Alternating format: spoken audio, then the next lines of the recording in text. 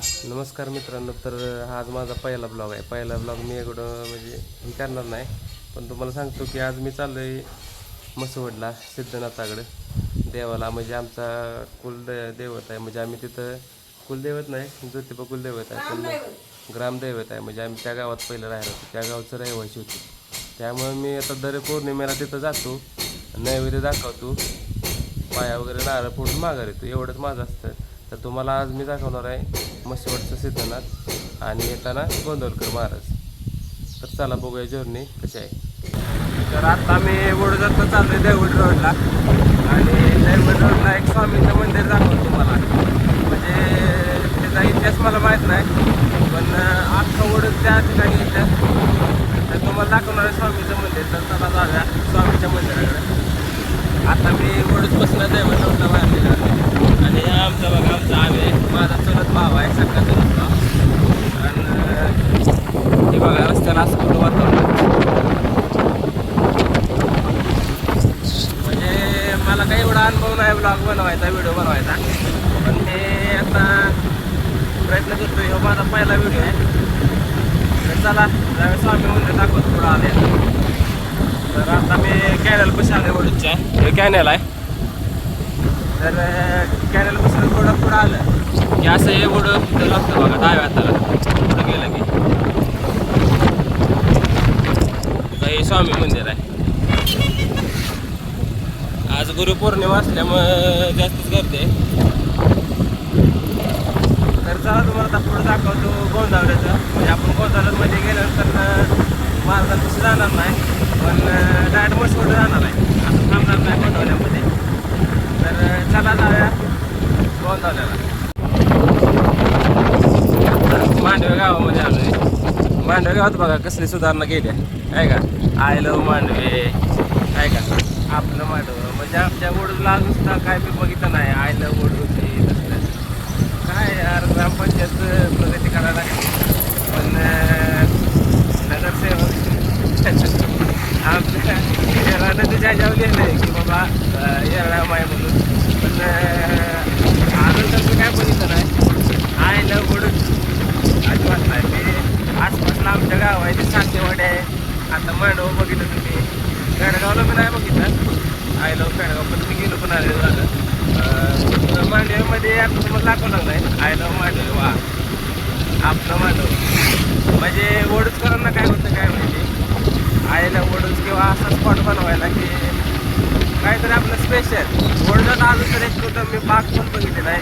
आहे त्या बागी विश्रामगृह वगैरे आहेत वडोदला पेडगाव रोडला, पण म्हणजे म्हणतात की नाही सार्वजनिक ठिकाण तसं अजून तर कोण तिथं जाऊन बसत नाही जास्त. असं पण म्हणजे एवढं काय वाटत नाही. काय त्याच्या नगरसेवकांना किंवा त्या गावाचा त्यांचा बाकीचा विकास काहीतरी करायचा असतो त्यांना. तर चला मस्त वाटलं. पण आपलं मांडव आपलं ओळख कधी येतं काय माहिती. आता थोडं पुढं गेलं का नाही की पिंगळे फाटा लागतो. पिंगळे फाट्यावर काय तर आहे वडापाव वगैरे मस्त भेटतं तिथं. वडापावचा काय खराब नाही, पण तुम्हाला झलक दाखवतो तर कशाची काय. चला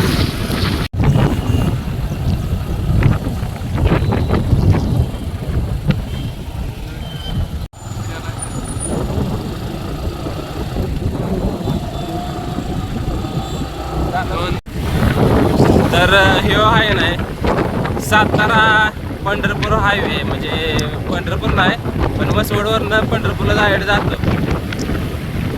तर आता मी पिंगळे फाटा क्रॉस करून जस्टच गोंदावला रोडला निघाले. तर तुम्हाला गोंदावला दाखवतो. म्हणजे ह्या साईडला भरपूर प्रगती झाली हायवेला. अशी मध्ये आधी गावं लागते, ब्रिज लागते, बाकीच्या गोष्टी पण आहेत. पण जी मेन गोष्ट आहे की नाही, रस्त्याचं काम होऊन बरं दिवस झालं, पण एक आधी असं तुम्हाला मध्ये एक रस्ता दाखवतो. तर लय बेकार रस्ता आहे, आणि त्या रस्त्यावर आता एक मोठा ब्रिज बांधायचा चालला आहे. म्हणजे एवढा मोठा नाही, जो इतिहासात मला वाटते 100-1 वर्ष तर त्याला काय व्हायचं नाही. म्हणजे इंग्रजांच्या काळात कसं ब्रिज बांधलं जायचं तशा प्रकारचा हा ब्रिज वाटतोय मला. पण बघूया आपण कसं काय वाटतंय काय नाही.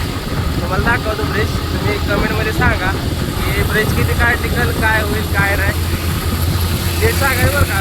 ब्रिज चेष्टा करायचं आहे पाहिजे. खरं दाखवणार तुम्हाला ब्रिज वगैरे पुढचा. बघा ब्रिज आता आलाय. ब्रिज बनवलाय भारी एकदम साईडला इकडं रस्ता आहे नाही. दहीवडी कात्रकाटावर रस्ता आहे. ब्रिज आता चाललाय ना बांधायचा. दहीवडी कात्रकाटावर एकदम मोठा ब्रिज चाललाय आहे का. लय मोठा, लय म्हणजे लय मोठा ब्रिज चाललाय. नाही म्हटलं तर ह्याच्यात तिथे एक 1000 कोटी घातला असते. पुढं आता पोलीस आहेत ते व्हिडिओ बंद करतो मी. आत्ता आहे ना मागं टोल नाका होता म्हणजे तिथं चेकिंग चाललेलं. आज पौर्णिमा असल्यामुळं गोंधळला बहुतेक रस्ता बंद केलेला म्हणजे ह्याचं गोंधळकर महाराज आहेत की नाही. आज एवढी गर्दी होती की नाही की तुम्ही म्हणू शकत नाही बाबा एवढी गर्दी कशी काय. तुम्हाला सांगतो मुंबई, कर्नाटक, पुणे एवढ्या लांब लांबनं माणसं गोंधळकर महाराजापाशी येते ते पाया पडायला. आणि आज पौर्णिमा आहे त्यातनं. पौर्णिमेला एवढं जोरात म्हणजे गर्दी आहे का नाही. तुम्हाला गर्दी दाखवतो पहिल्यांदा. आता तुम्हाला एक मसवड दाखवतो किती किलोमीटर आहे. मसवड फक्त आता 26 किलोमीटर राहिले. 26 किलोमीटर. आणि मसवडला जाताना हा एक छोटासा घाट लागतो. लय म्हणजे लय छोटासा घाट आहे. एवढं काय वाटत नाही पण बरं आहे. आज वातावरण पण बेकार झाले.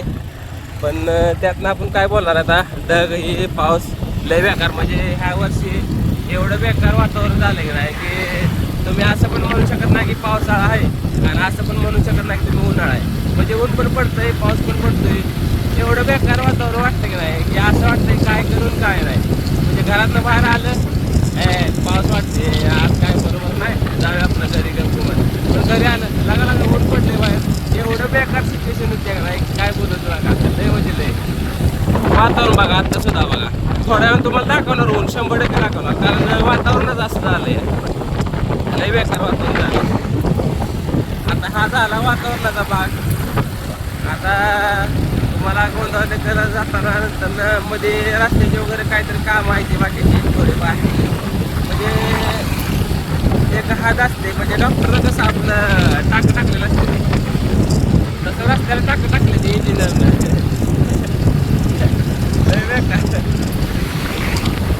त्याला लागतं आता पिंगळे असायला आहे पिंगळे.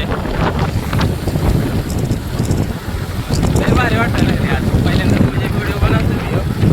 आमचा हे भाव आहे माझा.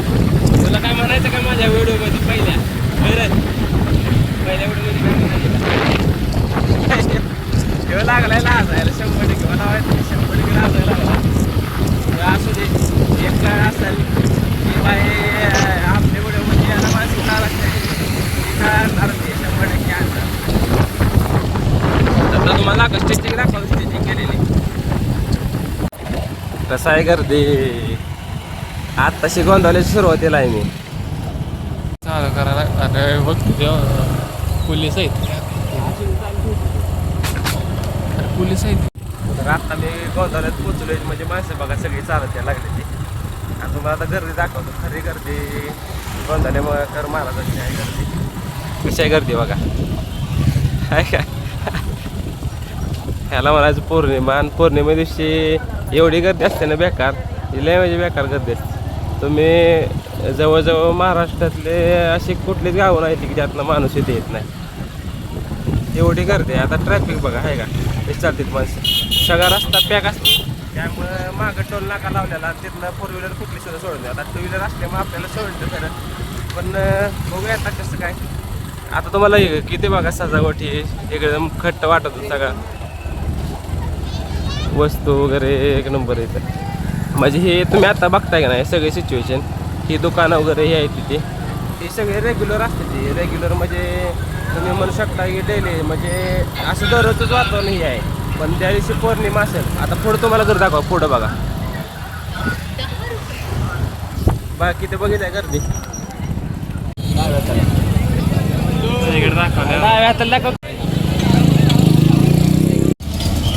हे व्हिडिओ जरा तारामुळे चांगली लागते. म्हणजे एवढं असते की नाही की काय बोलू शकत. बघा हे सगळं चाललं आहे का. काय का भांडणं बघा एवढ्या रस्त्यात भांडणं आहे का. इथे बघायचं हे भांडणं दाखवा आहे का. कसं चाललंय आता बघा गर्दी किती आहे बघा गर्दी आहे का म्हणजे आज लय म्हणजे लय बेकार आज गुरु पौर्णिमा आहे बरं का स्पेशल त्यामुळे एवढी गर्दी आहे.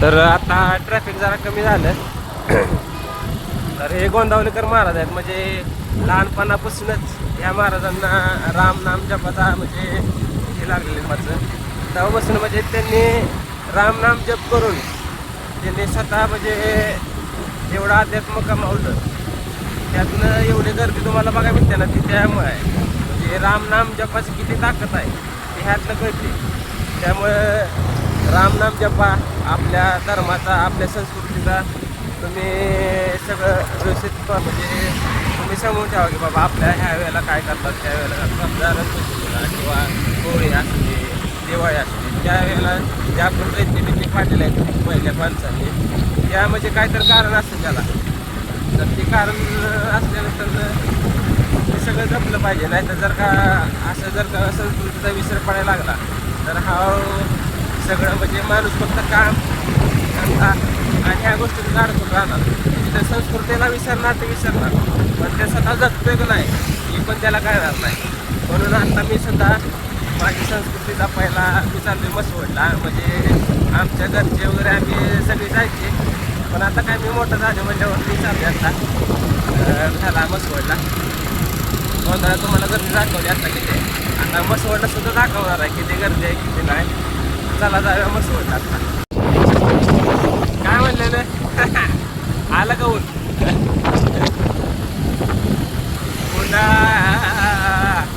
उन्हाळा आला म्हणजे ऊन लागायला लागले आम्हाला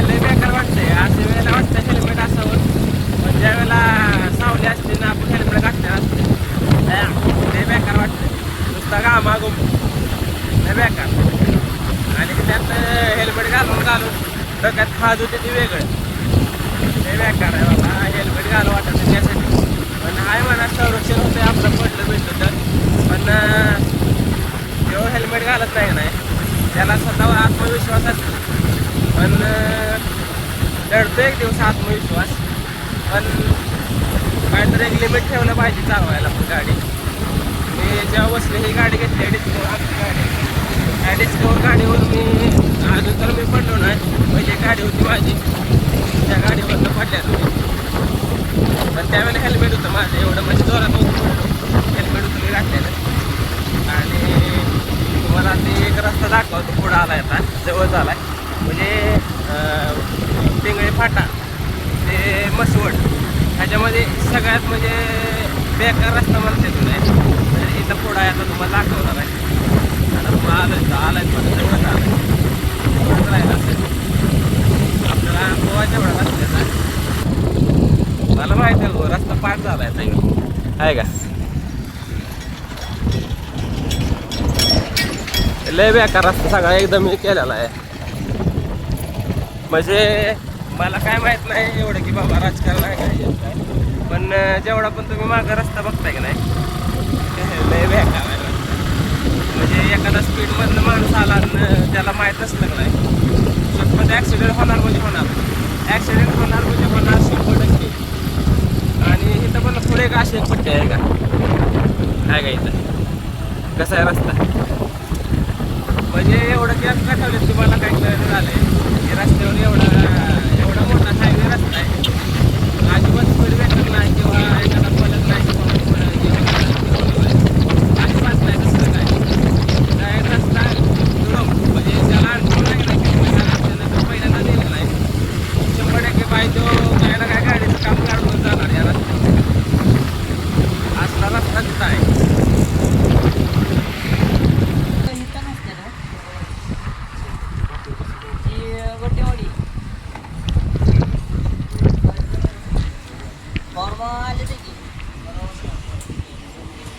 घरी यायचे आता मी कामावर आहे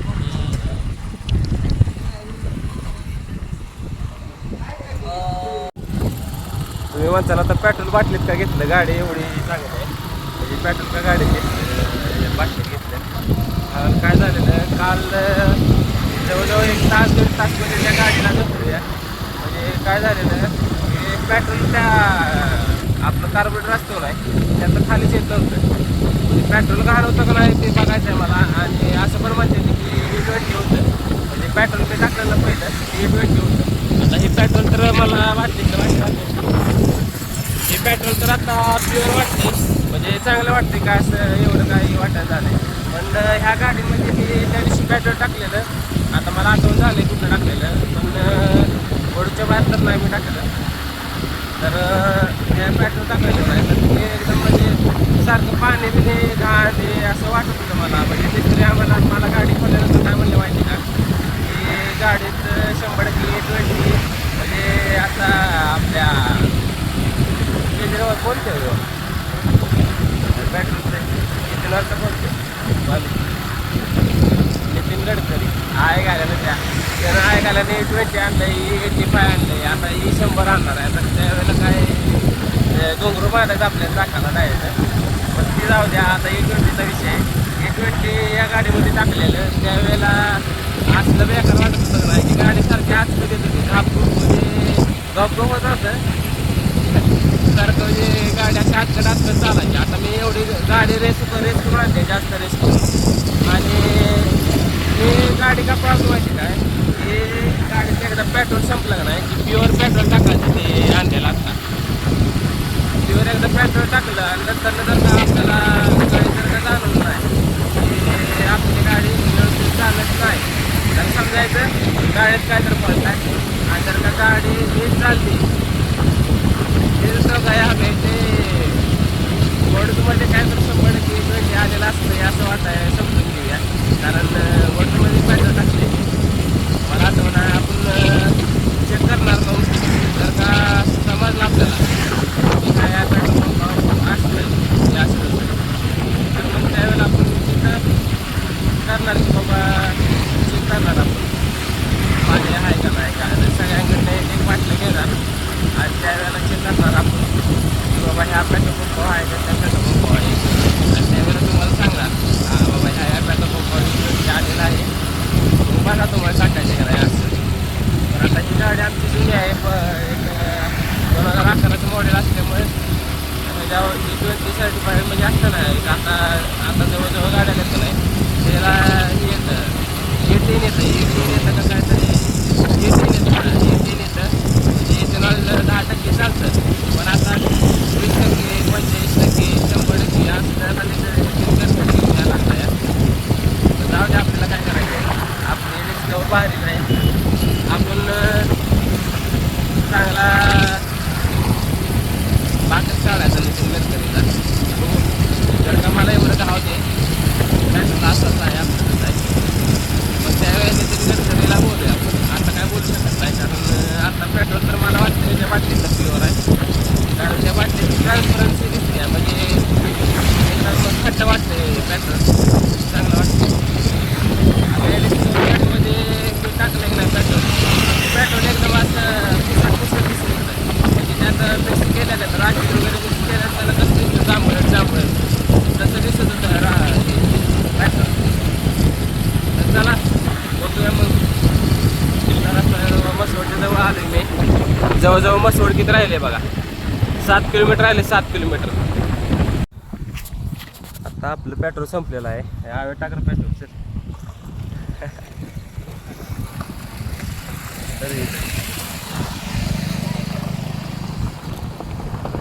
तर आपण पेट्रोल टाकतोय आता. नेट टाक पेट्रोल टपूच्यामध्ये दिसतंय पुढच्या ह्याच्यात.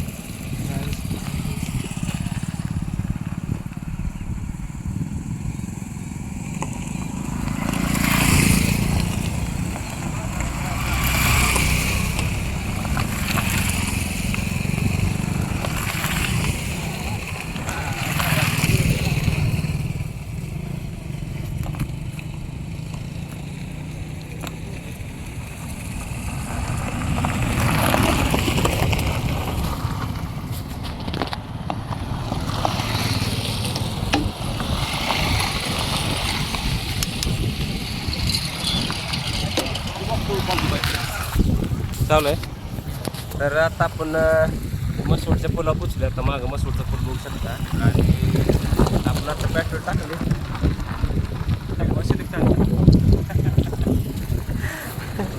पेट्रोलचा वास लय भारी वाटतो. पण जाऊ दे, आता पेट्रोल टाकले. जाऊ मसवडच्या दिशेने. चला मित्रांनो, आता गाडी रस्त्याला तर लागलेली आहे आणि चालायला पण एकदम स्मूथ वाटते जरा मध्ये. म्हणजे आता एवढा भाग काढला त्याच्या वडूचपासून एवढ्या लांबपर्यंत. आता 5 किलोमीटर फक्त राहिले मसवड. एवढ्या लांबपर्यंत गाडी पळत पळत आणल्या ताणत ताणत. म्हणजे पहिले पेट्रोल जाळत एवढ्या रागानं म्हणून आता काय ते वाटलं गाडी. कारण मायलेज दिलं पाहिजे गाडीनं, नाहीतर परवडायची नाही गाडी आपल्याला. असल्याला घरी काय काहीतरी काय नको व्हायला म्हणून आपलं नमान गाडी आपण चालू. आता आपण मसवडमध्ये टच झालो म्हणजे थोडंच राहिलं आहे. मसवड 2-3 किलोमीटर आपण बाहेर राहिला मसवडपेक्षा. आपल्याला मसवडमधलं एवढं म्हणजे काय माहीत नाही. म्हणजे माझं जन्मगाव आहे मसवड, पण मी मसवडमध्ये जास्त वेळ म्हणजे इथं नाही राहिलो. म्हणजे असं आमचं फादर म्हणजे माझं फादर मोठं झालं नाही ते धंद्यासाठी वगैरे काहीतरी, त्यामुळे तुला गेलेलं. त्यामुळे तिकडंच मला जास्त माहिती आहे.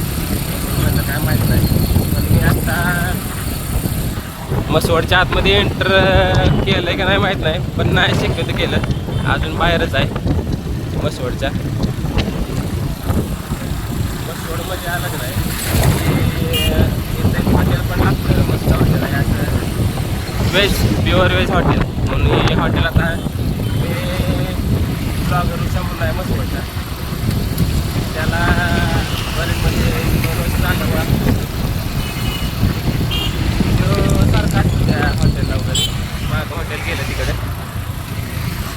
तर मसवडचा पूल आता म्हणजे घटना घडलेली. त्या पुलाच्या खाली दुर्घटना आढळलेला विषय झाला की तो शौचालयाला गेल्यानंतर तिथं चक्कर येऊन अटॅक घेऊन मिळाला तो माणूस. त्याकडे पण पाहायला गेला नाही. म्हणजे माणसं आता मी मसवडच्या पुलावर पोचलो. मानगंगा बघा कशी आहे मानगंगा. आणि मानगंगेचा इतिहास आहे खरा, पण सांगणार आता व्हिडिओच्या माध्यमातून सांगणार. पण आता वेळ नाही सांगायला. आता आपण ज्या कामासाठी आलो ते म्हणजे सिद्धनाथाच्या पाया पडायला आणि नैवेद्य दाखवायला.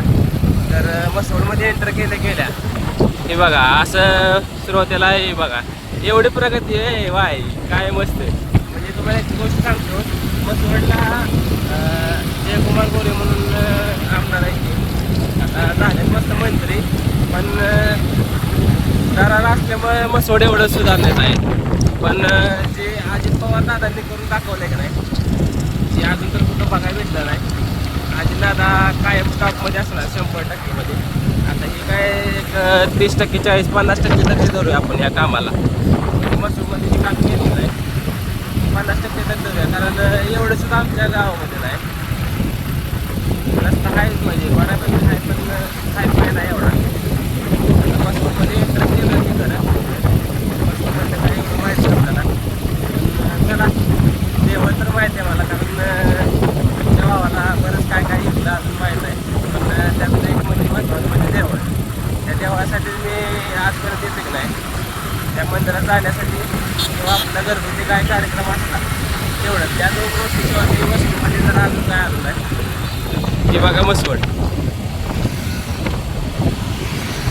अजून मेन मसवड लागणार नाही. जरा पुढे गेलं का नाही की स्टँड लागतं स्टँड. आता आपण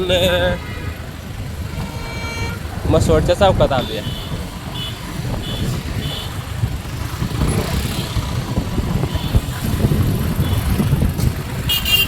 जरा स्टँड दाखव स्टँड.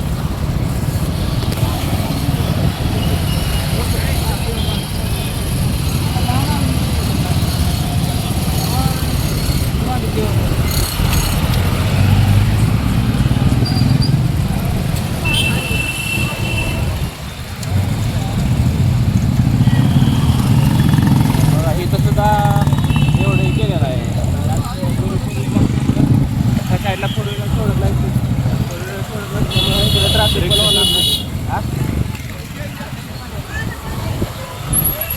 ट्रॅफिक पण वाढणार नाही काहीच नाही एकदम म्हणजे त्यासाठीच फोर व्हीलर सोडून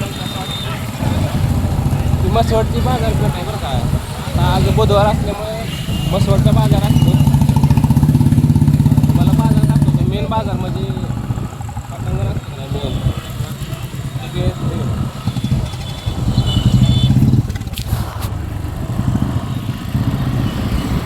पुढे गेला ना तुम्हाला मेन बाजार दाखवतो. तुम्हाला बाजार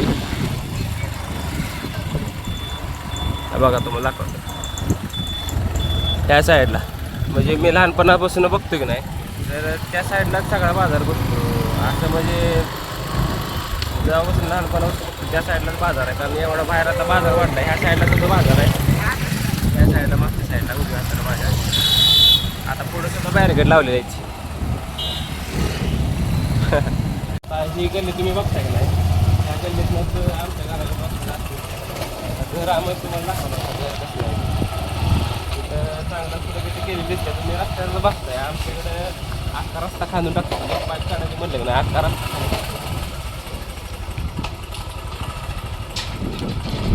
आमचं घर आहे. चालत जायचं ना. तर आता हे आमचा काका आहे म्हणजे काका म्हणजे आमच्या वडिलांचा भाऊच. काकाला आम्ही घेतले आता आणि काकाला घेऊन ह्या नैवेद्य घेऊन आम्ही जाणार आहे मंदिरामध्ये. तर आता मी मंदिराच्या बरोबर पुढंच पोचलो. इथं मंदिरापाशी मंदिर आहे सिद्धनाथाचं. तर तुम्हाला चला दाखवतो मंदिरामध्ये कसं काय वातावरण. एकदम मस्त मंदिर आहे. मंदिर बरंच जुनं आहे. मंदिरात तुम्हाला सगळं माहिती देणार आहे कशी आहे काय नाही. चला दाखवतो मंदिर. मंदिराच्या आतमध्ये आल्यानंतर बघा मागं माझ्या मंदिर आहे आणि मंदिर आज गुरुपौर्णिमा असल्यामुळं एका बाजूला इकडं प्रसाद दिला जातो. आज उद्या म्हणजे पौर्णिमा असल्यामुळं सिद्धनाथाचा प्रसाद असतो ह्या साईडला बागच्या साईडला आहे आणि माझ्या मागं मंदिर आहे. तर आपण आता प्रसाद आपण दर्शन घेणार आहे. पहिल्यांदा दर्शन घ्यायच्या आधी आपण नारळ आणि सुद्धा घेणार आहे. तर चला बघूया नारळ घेऊया पहिल्यांदा.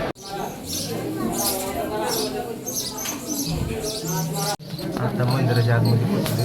मंदिराच्या आतमध्ये वाचून दाखवतो तुम्हाला.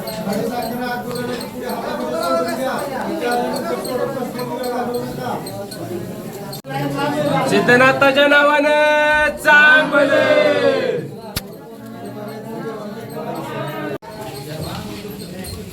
नमस्कार केलेले चला तेरा अगरबत्ती घ्यायचं यांचं दर्शन झालेलं आहे त्यांनी चला कुलदैवताला सांगायचं फळाचं रक्षण कर चला.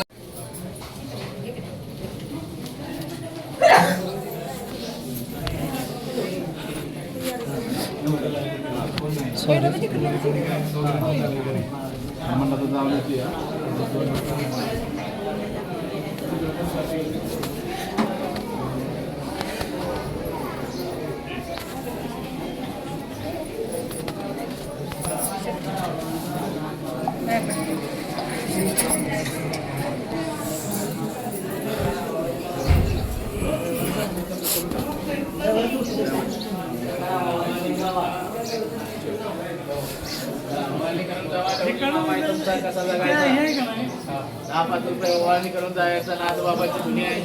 नवनी मामा आहे तुमचा. नाथ महाराज करा भवानी करा मोकळ्या हातानं जाऊ नका. नाथ बाबाच्या आई साहेबाची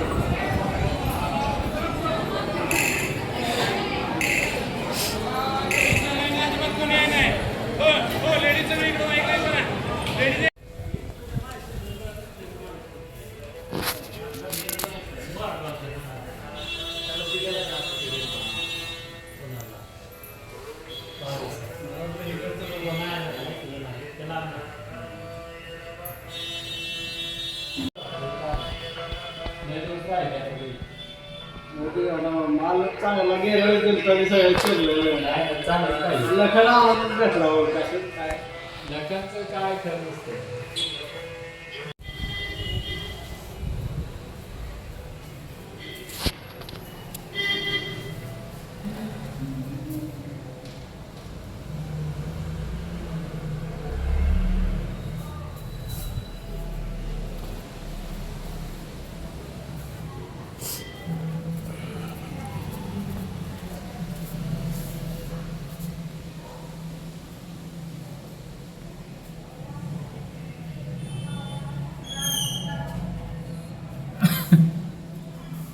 तर मंदिराच्या बाजूला एक खाज्याचं दुकान आहे कामायचं, त्यांच्यापासून आपण खाजे घेतले ते आणि मी आता आलो घरी. तर आजचा व्लॉग कसा वाटला कमेंटमध्ये सांगा आणि सबस्क्राईब करा. अजून बरंच काय तुम्हाला आता माझ्या जर्नी आत्ताची स्टार्ट केली आहे, तुम्ही सपोर्ट नाही केला तर कोण करणार आहे. चला सबस्क्राईब करा. आता आम्ही गोंदाल्याकडे चाललोय गोंदाल्याकडे आणि आता मसवडमधलं दर्शन सगळं व्यवस्थित झालं. गर्दी चांगलीच होती.